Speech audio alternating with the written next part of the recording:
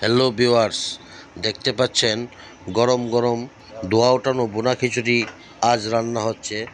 আজকে দুপুরের রেসিপি হবে বোনা খিচুড়ি, আর সাথে থাকবে ডিম। আপনারা কারা কারা এই মেনু পছন্দ করেন, বোনা খিচুড়ি খেতে পছন্দ করেন, তারা তাড়াতাড়ি আমাকে কমেন্ট করে জানিয়ে দিন। সবাই ভালো থাকবেন, সুস্থ থাকবেন। আল্লাহ হাফেজ। দেখতে থাকুন আমার ভিডিওটা, আর আমার চ্যানেলটাকে আপনারা সবাই সাবস্ক্রাইবার করবেন।